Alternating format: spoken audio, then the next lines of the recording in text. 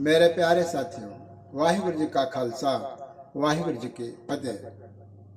परसों हमने साहिब श्री गुरु गोबिंद सिंह जी महाराज का पावन शब्द मित्र प्यारे नू हाल मुरीदां दा कहना, इसके विस्तार से विचार की। आज राग तिलंग में धन धन साहिब श्री गुरु गोबिंद सिंह जी महाराज की पावन रचना का हम विचार करेंगे, जो शब्द हजारे पातशाही 10वीं बाणी का 7वां शब्द है। आओ हम सीधे बाणी से जुड़ें।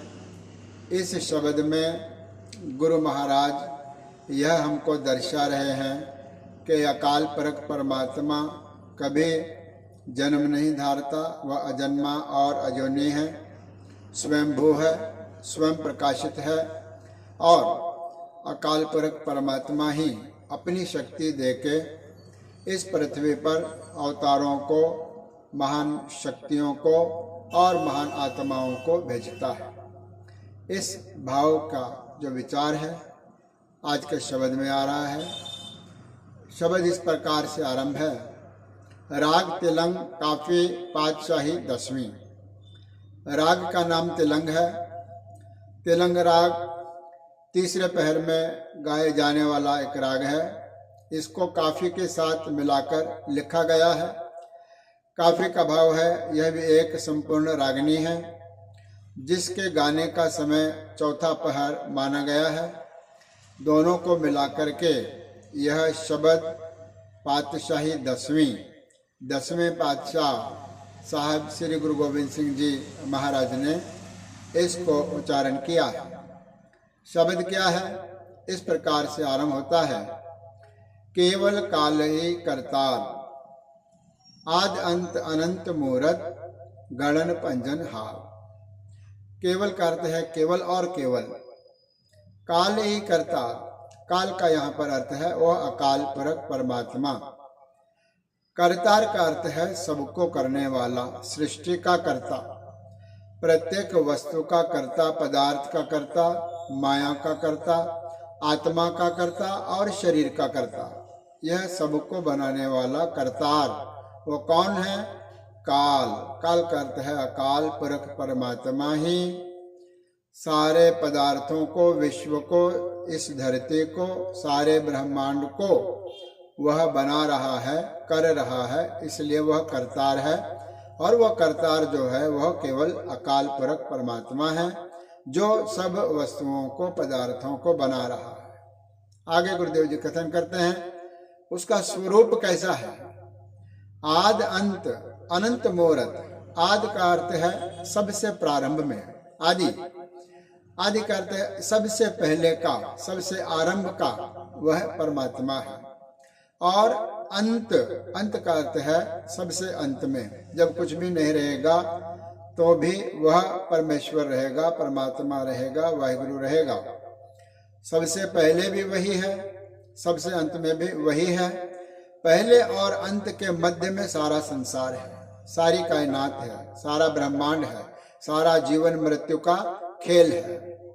अनंत मूरत, अनंत का अर्थ है बेअंत ही, बहुत सारे जिसकी हम गिनती नहीं कर सकते ऐसे मूरत। मूरत का अर्थ है अलग अलग प्रकार के मूर्तियों को बनाने वाला। यहाँ पर मूर्तियों का भाव है मनुष्य। माटी को पुतरा कैसे नचते है, यह माटी का जो पुतला है यह मूर्त है। इसको परमात्मा ने अनंत, अनंत यानी कि अभी तक कितने को बनाया है इसकी गिनती नहीं हो सकती, वह बेअंत है। फिर वो क्या करता है उन मूर्तियों को? गणन पंजन हार। गणन का अर्थ है वह बनाता है, गणन का अर्थ है गढ़ने वाला, बनाने वाला। पंजनहार उसका नाश करने वाला, जो बनाता भी है और फिर बना करके उन मूर्तियों का नाश भी करता है, उनका अंत भी करता है। इस प्रकार से वह आदि है, अंत में भी वही है। अनंत मूर्तियों का बनाने वाला, अनंत मनुष्यों का, आत्माओं का बनाने वाला और फिर उनका नाश करने वाला वह परमात्मा है। रहाओ विश्राम देकर के आगे गुरु महाराज अपनी बात रखते हैं।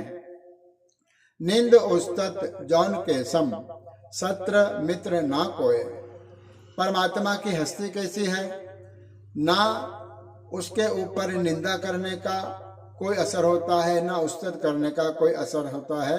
जौन के सम, जिसके लिए निंदा और उस्तत, तारीफ करना और निंदा करना जिसके लिए एक समान है। जौन के सम, सम करते हैं एक समान, एक जैसा।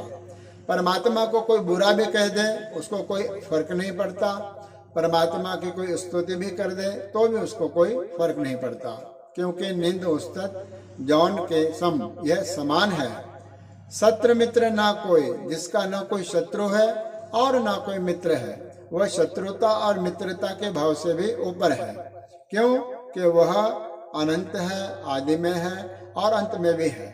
शत्रुता और मित्रता यह केवल जीवन के अंतर्गत आती है, लेकिन जीवन के बाहर भी क्या है, वही परमात्मा है।